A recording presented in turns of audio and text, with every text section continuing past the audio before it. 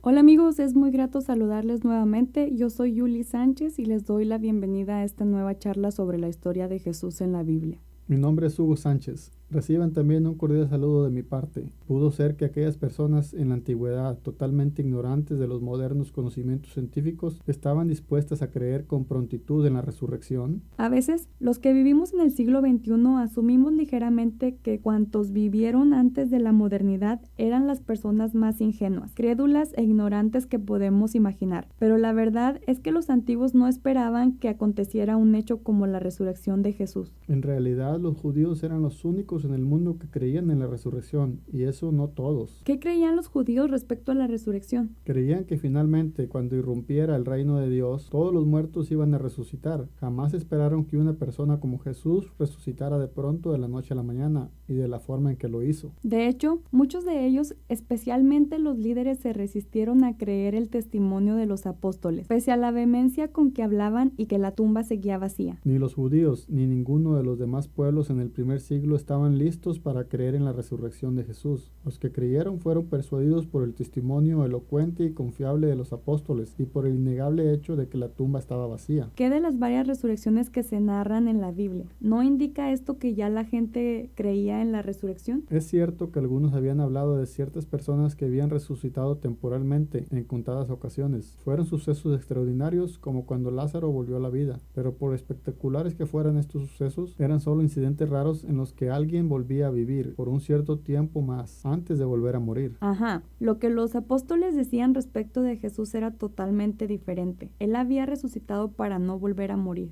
La vida de Jesús después de la resurrección era muy distinta a la vida que usamos ahora en nuestro ecosistema actual. Cierto, el cuerpo del resucitado no era lo mismo que el cuerpo que habían visto antes de su muerte. Era un cuerpo real, muy parecido a nuestros cuerpos. Tan parecido que en ocasiones llegaron a confundirlo con otra persona. Sus palabras, sus gestos y hasta su forma de comer eran absolutamente humanos, pero a la vez aparecía y desaparecía enfrente de sus ojos. Se hacía presente en lugares cerrados sin usar puertas ni ventanas. Y además lo vieron ascender a las nubes hasta que desapareció de sus ojos. Este encuentro personal, directo e inesperado con Jesús resucitado les abrió los ojos. Lo que ya habían empezado a sospechar acerca de él era absolutamente cierto. En Jesús, el poderoso Dios de sus antepasados, el creador de todo el universo, se había hecho presente con un mensaje, una promesa y una realidad totalmente abrumadora. Desde la sencillez y la humildad profunda de este obrero galileo, el Creador había revelado una manera nueva de ser hombre y el verdadero destino previsto para la humanidad. El ser humano verdadero, el hombre nuevo del futuro, es un ser inspirado por el amor inmenso de Dios. Es capaz de entregarlo todo y asumir cualquier sacrificio con el fin de realizar su amor por Dios y por los demás humanos. En esa clase de ser humano se revela el poder creativo de Dios y aparece un nuevo mundo de nuevas posibilidades eternas. Ni siquiera la muerte pudo dominarlo y surge triunfante en la tumba como el principio de una creación divina y novedosa, cuyas propiedades son espectacularmente superiores a cuanto estamos acostumbrados a ver en esta creación actual. Tienes toda la razón. La resurrección de Jesús no fue simplemente un acto milagroso aislado para probar su divinidad o avalar sus enseñanzas. Como solemos pensar con frecuencia.